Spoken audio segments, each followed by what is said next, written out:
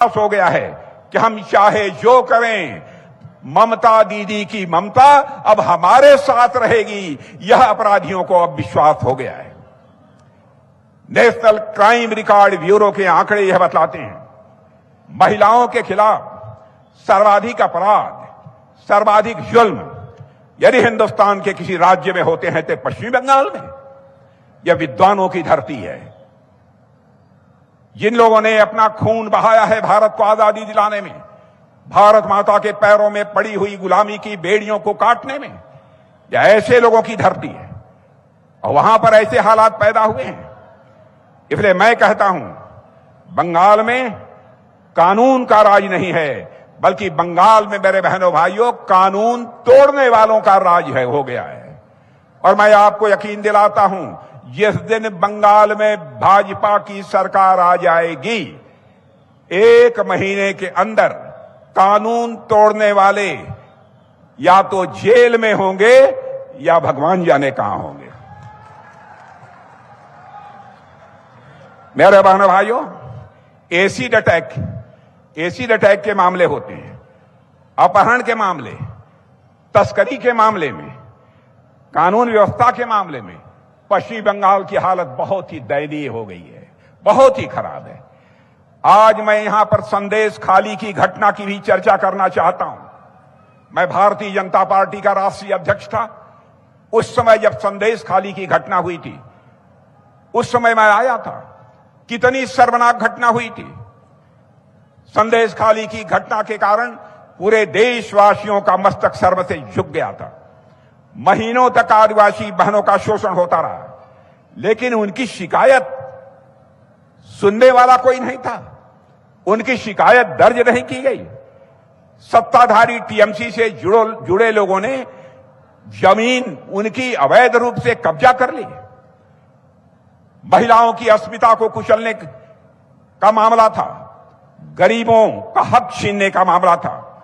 जब सत्ता में बैठे हुए लोग ही इस तरीके से शोषण करें, आरोपी बन जाएं, तो पीड़ितों का उद्धार कैसे होगा? पीड़ितों को बचाने का काम मेरे बहनों भाइयों कैसे होगा? पीड़ितों की आवाज कौन सुनेगा? मां दुर्गा की उपासना करने वाली यह धरती पर यह अपराध हुआ है। एक महिला मुख्यमंत्री के रहते हुए इस प्रकार के अपराध हमारी माताओं बहनों के साथ होते हैं। कैसे पश्चिम बंगाल की जनता इसे बर्दाश्त करेगी?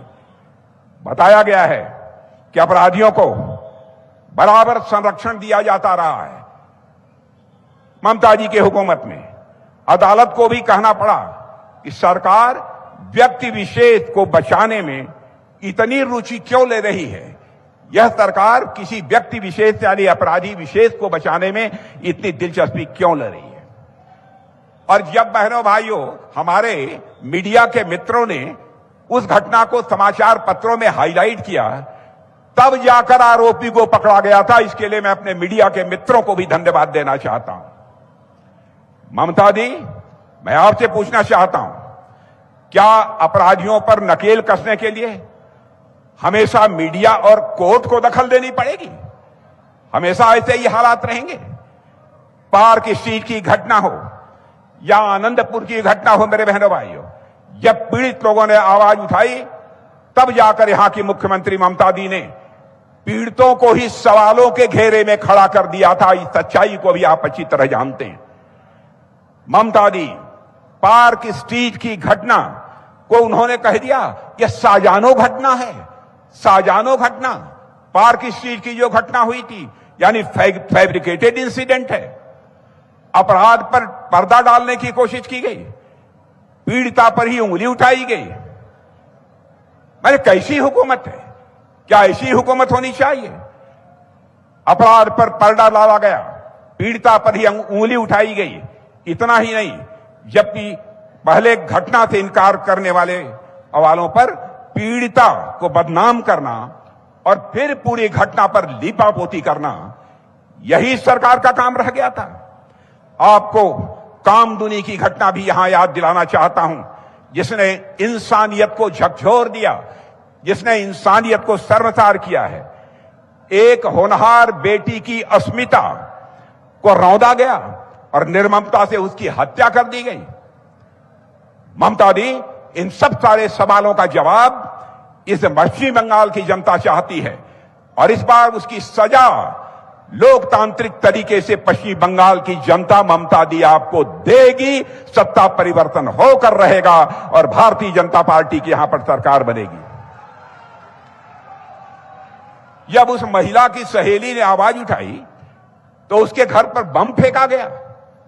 उसके बाद भी यहां की सरकार शांत बनी रही, चुप्पी साधे रही ताकि सच की आवाज को दबाया जा सके। साथियों, बंगाल की महिलाएं बहनें अपने को सुरक्षित महसूस नहीं करती हैं। सुरक्षा के नाम पर देखा जाए तो सब जीरो है। लगता है गुरुदेव के सपनों का वह बंगाल नहीं रह गया। मैं यकीन दिलाना चाहता हूं पश्चिम बंगाल के लोगों को, बहनों भाइयों, गुरुदेव का सपना जैसा बंगाल का था, वह गुरुदेव का सपना यदि कोई पार्टी पूरा करेगी तो वह भारतीय जनता पार्टी ही पूरा करेगी। नेताजी का सपना, बंकिम बाबू का सपना, गुरुदेव रविन्द्रनाथ टैगोर का सपना यदि कोई पूरा करेगा तो भारतीय जनता पार्टी पूरा करेगी। मेरे बहनों भाइयों, हमारी लड़ाई किसी व्यक्ति विशेष के खिलाफ नहीं है। व्यक्ति के खिलाफ हमारी लड़ाई नहीं है। हमारी लड़ाई है भ्रष्टाचार के खिलाफ है।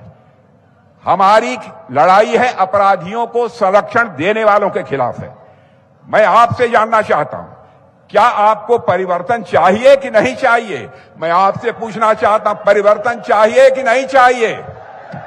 परिवर्तन चाहिए तो मैं आप सबसे निवेदन करना चाहता हूं, परिवर्तन चाहिए मेरे बहनों भाइयों, तो भाजपा को लाइए और कमल का फूल खिलाइए।